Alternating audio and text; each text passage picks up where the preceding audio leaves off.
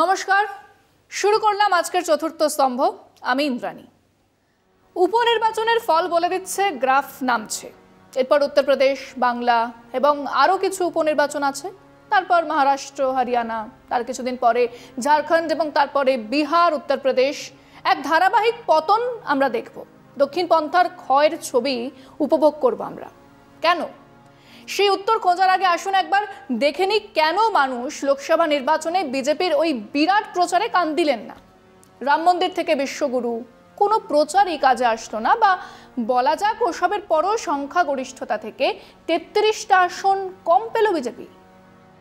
কারণ মানুষ 10 বছরের একটা সরকারের কাছে ভাত চেয়েছিল, চাকরি চেয়েছিল, জিনিসপত্রের দাম খানিক কমবে এটা আশা করেছিল, চিকিৎসার খরচ খানিক কমবে এটা আশা করেছিল।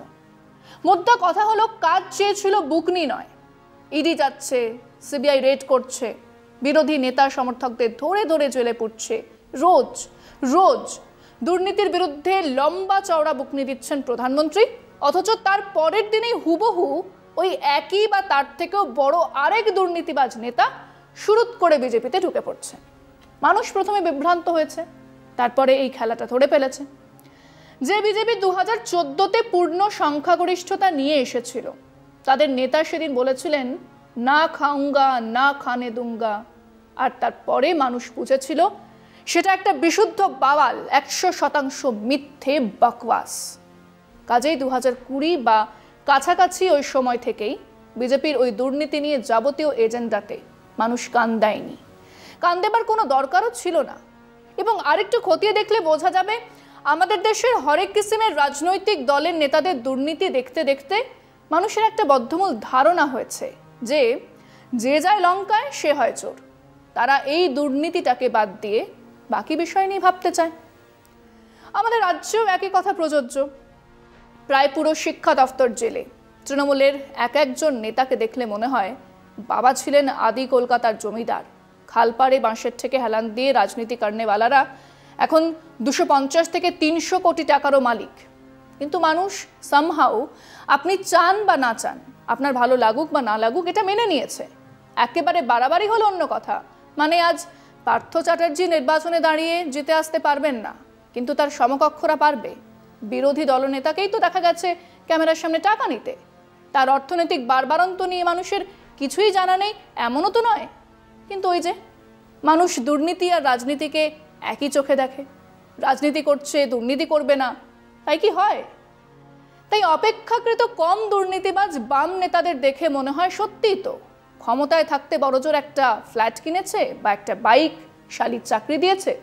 কিন্তু আরও অনেকের চাকরি তো দিয়েছে। 15 লক্ষ টাকা রেট তো ছিল না। ফিরছে একটা বিরতির পর, সঙ্গে থাকুন। আপাতত সাধারণ মানুষের কাছে দুর্নীতি খুব সাধারণ ব্যাপার। খুব বেশি হলে সামান্য চোখে লাগে, না হলে তা নিয়ে মানুষ চিন্তিত নয়। এর প্রায় পুরো কৃতিত্ব বিজেপি বা বলা যাক মোদী শাহ সরকারের। তারপরে ধরুন পার্টি উইথ আ ডিফারেন্স, এই দলের এক ঐতিহ্য আছে, এই দলের এক ইতিহাস আছে ইত্যাদি বলার পরে দেখা গেল এই দলের 60% অন্য দল থেকেই ভাঙিয়ে আনা, এবং তারাই মাথা। শিবরাজ সিং চৌহানকে বোঝানো হলো মাথা কিন্তু জ্যোতিরাদিত্য সিন্ধিয়া, দিলীপ ঘোষকে বোঝানো হলো মাথা কিন্তু শুভেন্দু অধিকারী, সর্বানন্দ সোনোয়ালকে বোঝানো হলো হিমন্ত বিশ্ব শর্মা হলো মাথা, দেবেন্দ্র ফডনাভিসের ওপরে বসলেন একনাথ শিন্ডে, তাতেও হলো না। তারপরে এলেন অজিত পাওয়ার। এরকম সর্বত্র। কাজে ওই যে দলের ঐতিহ্য, দলের এক ডিসিপ্লিন, ইতিহাস ইত্যাদির কথা শুনলে মানুষ হেসেছে। 2014 থেকে ভারতীয় জনতা পার্টি এক অন্য দল হয়ে উঠেছে ধীরে ধীরে। তারপরে এক বিরাট অস্ত্র ছিল পাকিস্তান।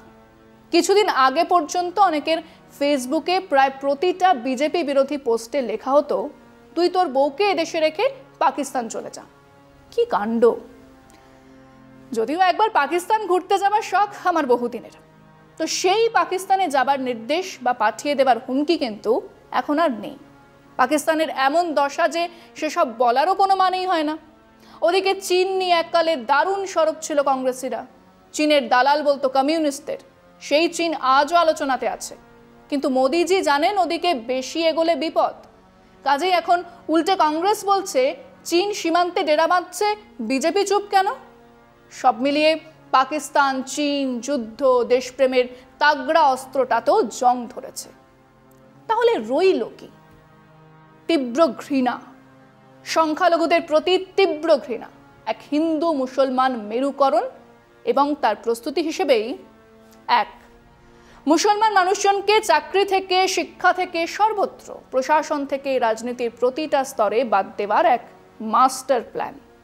দুই, তার বিপরীতে কেবল হিন্দু উচ্চবর্ণ নয়, বরং উচ্চবর্ণের নেতৃত্বে কায়স্থ, শূদ্র, দলিত, আদিবাসীদের এক জোট করা, এক বড় হিন্দু ব্র্যাকেটের মধ্যে আনার পরিকল্পিত কাজ। তিন, দলের একেবারে তলার সমর্থকরা যে ঘৃণা ছড়াতো, যে হেট স্পিচ নিয়ে হাজির হতো, সেটা শীর্ষ নেতৃত্বকে দিয়েই করানো। এই তিনটে বিষয়কে সামনে রেখেই তারা কাজ করছিল। নির্বাচন আসতেই তারা এগুলোকেই তাদের মূল ইস্যু হিসেবে নিয়ে হাজির হলো, কারণ অন্য অস্ত্রগুলো ইতিমধ্যেই অচল হয়ে গেছে। এবং এটাই ছিল সবথেকে বড় সমস্যা।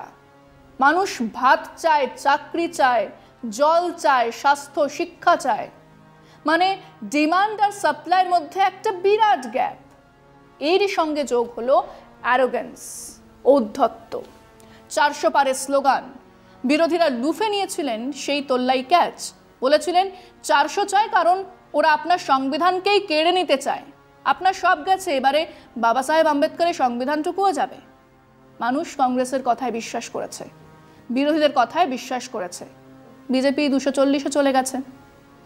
উড়িষ্যা আর অন্ধ্রপ্রদেশ খানিক না বাঁচালে এবারে কবরে চলে যেত বিজেপি দল। ক্যাডার বেসড পার্টি হারলে কবরে যায়, এটাই সাধারণ নিয়ম। সোভিয়েত কমিউনিস্ট পার্টি থেকে, ন্যাৎসে পার্টি থেকে হিন্দু মহাসভা মুছে গেছে, বিজেপিও ইতিহাস হয়ে যেত। তো আমরা যারা সাধারণভাবে রাজনীতি ইত্যাদি নিয়ে কথা বলি, রাজনৈতিক গতি প্রকৃতি নিয়ে আলোচনা করি, সবাই ভেবেছিলাম আফটার অল এটা হার নয়, কিন্তু বিরাট ধাক্কা। কিন্তু যেহেতু হার নয়, তাই সামলে নেবার সুযোগ থাকছে, সামলেও নেবে। আরএসএস এর স্টান্স দেখে মনে হচ্ছিল ওরা এই বিপর্যয়কে আটকানোর জন্য কিছু আত্মসমালোচনা, আহারে এরকম তো করাটা গণতন্ত্র নয়, উহুরে এসব কি আমাদের মানায়, দেখেছো ঔদ্ধত্য, মানুষ ভালোভাবে নেয় না, ইত্যাদি প্রভৃতি বলে আবার মানুষের কাছে এক অন্য ছবি তৈরি করে নেবে। আবার উঠে দাঁড়াবে বিজেপি। বাকি কথা বিরতির পারে, সঙ্গে থাকুন। এটা সেই রাবণের রাজদরবারে মেঘনাথের মৃত্যুর খবরের মতন। রাবণ বলছেন মেঘনাথ যুদ্ধ তো জিতেই গিয়েছিল, এ ছিল এক মায়াবী কৌশল, এক দুর্ঘটনা। এই অর্ধেক জেতা যুদ্ধ এবার আমি নিজেই জিতে নেব। মন্ত্রীরা রাবণকে বলছেন আমাদের আরেকটু ভাবা উচিত, সময় নেওয়া উচিত, মানে রিঅ্যারেঞ্জ করা, রিঅর্গানাইজ করার সময় চাই। রাবণ বলছেন রথ আনো। মন্দোদরী অশোক বাটিকাতে গিয়ে সীতার কাছে বলছেন তোমার মুক্তি আসন্ন। হিটলারের প্রতিটা জেনারেল বলছেন মস্কো অভিযান শেষ করুন, মস্কোর পতন আসন্ন, আর মাত্র কিছু কিলোমিটার। হিটলার বলছেন আগে স্টালিনগ্রাদ, তারপরে মস্কো। রাবণ বা হিটলারের শেষ দশা সব্বার জানা। কি কল্পকাহিনী, কি ইতিহাস! বারবার বলেছে শাসনে ঔদ্ধত্য মানুষ মেনে নেয় না। মোদিজি সীতারাম ইয়েচুরির কাছ থেকেও জেনে নিতে পারতেন, বা বিমান বসু বুঝিয়ে দিতে পারতেন ভালো করেই, কিন্তু না, আত্মম্বরিতা, ঔদ্ধত্য এক আলাদা নেশা। হুইস্কি, বিয়ার, রাম, বাংলা, হারিয়া এর কাছে নস্যি, অতি দর্পে হতলঙ্কা। এই নেশা ছাড়া যায় না। যায় না বলেই হিটলার থেকে, ভেন্ড্রেলওয়াল থেকে, মুসলিনি থেকে, তোজো, সাদ্দাম হোসেন থেকে গদ্দাফি সবাই শেষ হয়েছেন। ঠিক সেটাই পতনের কারণ হবে এই সরকারের।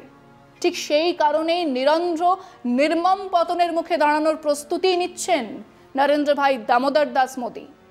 আমরা অনেকেই ভেবেছিলাম কোয়ালিশন সরকারের চেহারা আলাদা হবে, হয়নি। আমরা ভেবেছিলাম অযথা বিরোধীদের চটাবেন না মোদিজি, দেখা যাচ্ছে উনি উল্টোটাই করছেন। সাধারণ রীতি মেনে প্রোটেম স্পিকারে, যার তেমন কোনো গুরুত্বই নেই, কে সুরেশকে না বসিয়ে আনা হলো ভাতৃহরি মহতাবকে। স্পিকার নিয়ে বিরোধীদের খুব সামান্য দাবি ছিল, প্রথা মেনে ডেপুটি স্পিকার আমাদের দিন, আমরা বিজেপির প্রার্থীকে স্পিকার পদে সমর্থন করব। করলেন না মোদি শাহ। উল্টে যাবতীয় রীতিনীতির ঊর্ধ্বে গিয়ে স্পিকার নিজেই জরুরি অবস্থার বিরুদ্ধে প্রস্তাব আনলেন। রাষ্ট্রপতির ভাষণে সেই বিষয়কে আনা হলো যার খুব দরকার অন্তত এই সময় ছিল না। মোদি যা করছেন সেটাকেই বলে ঔদ্ধত্য, সেটাকেই বলে অহং ঘমণ্ড। কথায় বলে বিজয়ীদের বিনয়ী হতে হয়। অনেকবার ভেবেছি, না হলে কি বা হয়, বিজয় তো সব কিছুকেই ঢেকে দেয়। গত 2019-এ জেতার পরে বিজেপি পার্টি দফতরে মোদির প্রবেশ দেখুন। মুখ চোখ সারা দেহ থেকে ঝরে পড়ছিল সেই অহং। কিন্তু এবারে তো সেই গরিষ্ঠতা নেই। এবারে হিসেবে অনেক গরমিল। যে কোনো মুহূর্তে যে কোনো কারণে সরকার পড়ে যেতে পারে, তা আটকানোর হাজার একটা উপায় ছিল। কিন্তু মোদিজির ভাবভঙ্গি দেখে মনে হচ্ছে হারাকিরি করতে নেমেছেন, আত্মহত্যা করতেই নেমেছেন।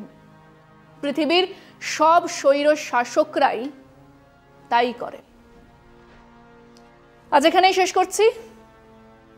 শুভরাত্রি।